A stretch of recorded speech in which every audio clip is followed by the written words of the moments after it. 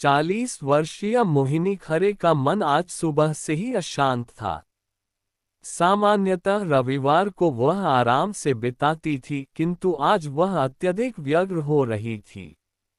2 बार चाय बनाकर पी चुकी थी और कई बार बालकनी में झांक चुकी थी। पेपर भी ठीक से पढ़ा नहीं जा रहा था, अक्षरों में बार बार अजय का चेहरा दिख रहा था। उसकी बातें याद आते ही मोहिनी पेपर फेंककर टहलने लगती थी। यद्यपि उसने कुछ गलत नहीं कहा था, फिर भी मोहिनी उसे न स्वीकार कर पा रही थी और न ही अस्वीकार कर पा रही थी। यही तो उसके उद्वेग का कारण था। कल की बात है। अजय मित्रा ऑफिस में मोहिनी का जूनियर कलीग था और मोहिनी के ही अंडर में काम कर रहा था। मोहिनी ने गौर किया था कि पिछले 1-1.5 माह से किसी भी मीटिंग में या दफ्तर में अजय का ध्यान उसके काम पर कम और उसके चेहरे और आंखों पर अधिक होता था।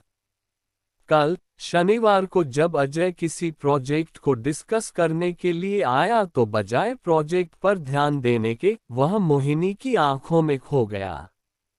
मोहिनी ने उसकी नजरों को महसूस किया और अचकचा गई।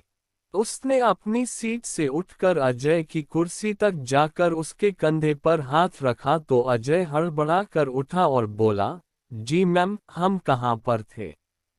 अभी हम लोग चले ही कहाँ थे अजय? तुम तो सीट पर बैठते ही कहीं खो गए थे।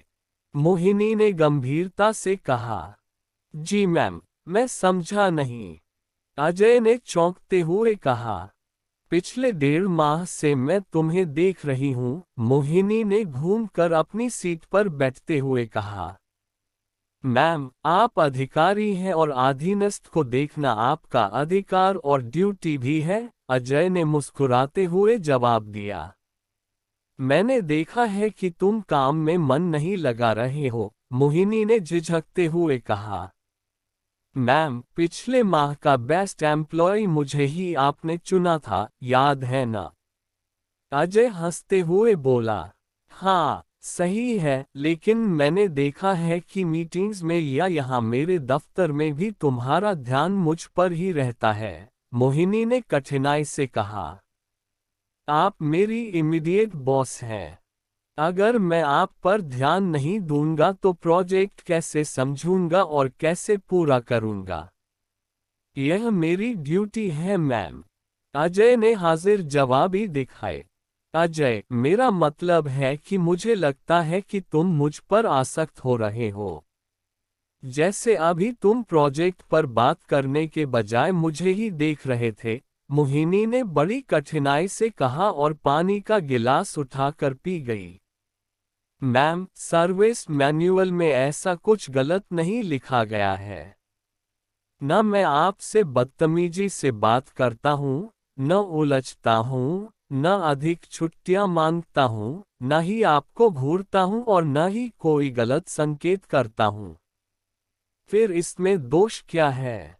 यह मेरी अपनी पर्सनल चॉइस है।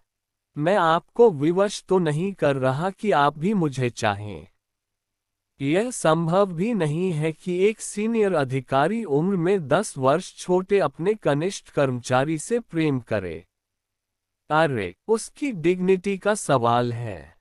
लोग क्या कहेंगे? उसकी शुभ्र धवल चुनरिया में बड़ा सा धब्बा न लग जाएगा भला ऐसा करने से? अजय ने मुस्कुराते हुए कहा। मोहिनी की समझ में नहीं आया कि अजय ने क्या कह दिया। उसने अजय से कहा, ठीक है, अब तुम जाओ। कोई निर्णय न ले पाने की स्थिति में उसने कोल्ड कॉफी मंगवाए और अपनी कोहनियों को मेज पर टिकाकर चेहरे को दोनों हथेलियों में फंसा लिया। जाते हुए अजय की पीठ देखते हुए वह उलझन में पड़ गई। रविवार की शाम होते होते उसने एक कठोर निर्णय ले लिया और यह निर्णय लेते ही उसके मन का सारा तनाव, व्यग्रता और उलझने पल भर में तिरोहित हो गईं। उसने हल्के मूड में पराठे बनाए, टमाटर धनिया की चटनी बनाए और अपना फेवरेट सीरियल देखते हुए डिनर समाप्त किया। सुखद नींद में सो गई। सोमवार को मोहिनी ने हल्का मेकअप किया, पसंदीदा कांजीवरम साड़ी पहनी और ऑफिस के लिए निकल गई। ऑफिस में प्रतिदिन के विपरीत जब काफी देर तक अजय उसके केबिन में नहीं आया तो मोहिनी ने इंटरकॉम पर उसके टेबल का नंबर डायल किया। ऑफिस असिस्टेंट ने आकर अनुपस्थित स्टाफ की लिस्ट दी, जिसमें अजय का नाम सबसे ऊपर था। मोहिनी चौंक पड़ी और इंटरकॉम रख दिया। शाम तक अजय का कोई कॉल नहीं आया। ऑफिस की छुट्टी से पहले उसने उसकी सर्विस फाइल निकाली और कुछ नोट कर लिया। मल्टी स्टोरी बिल्डिंग के फ्लैट नंबर 111 की डोरबेल कई बार बजाने के बाद दरवाजा खुला और अंदर से अजय की मरियल सी आवाज आई, मैम, आप यहाँ मेरे फ्लैट में इस समय कैसे? ओह, मुझे लगा था कि तुम में इतनी सभ्यता होगी कि आगंतुक को अंदर बैठाकर एक एक करके प्रश्न करोगे। मोहिनी ने मुस्कुराते हुए कहा, सॉरी मैम, अचानक आपको देखकर मेरी बुद्धि न जाने कहाँ विलुप्त हो गई। आइए प्लीज अंदर आइए, कहकर वह एक किनारे हो गया।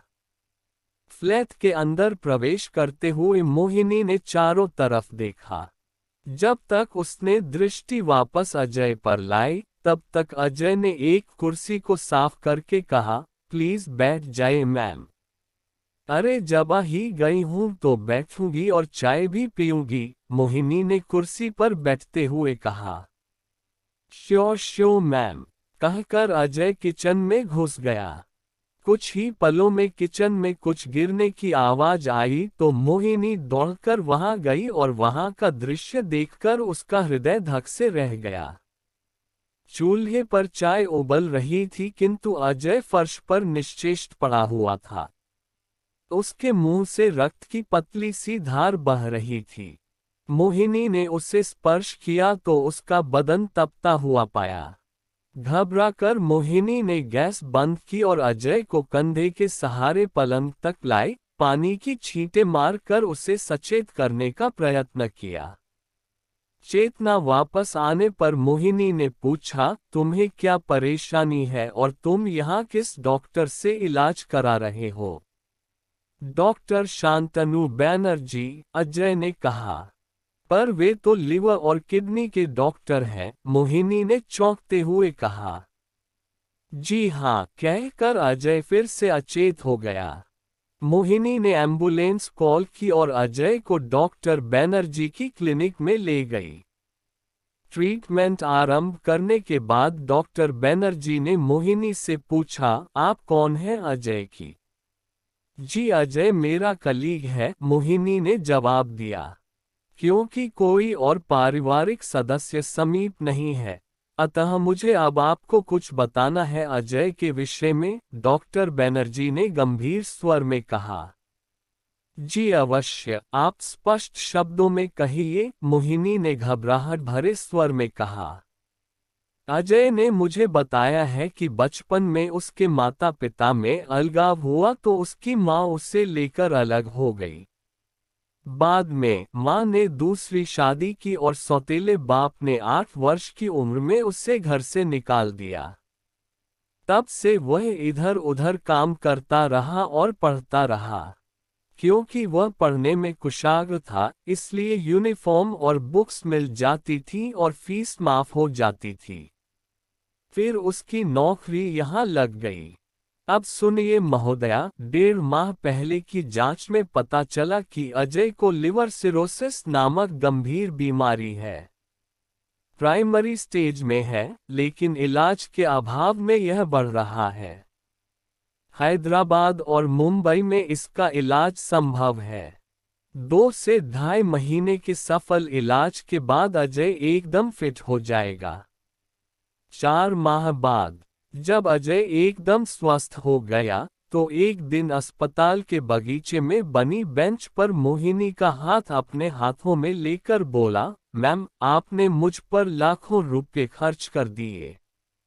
मैं इस उपकार को कैसे चुकाऊंगा?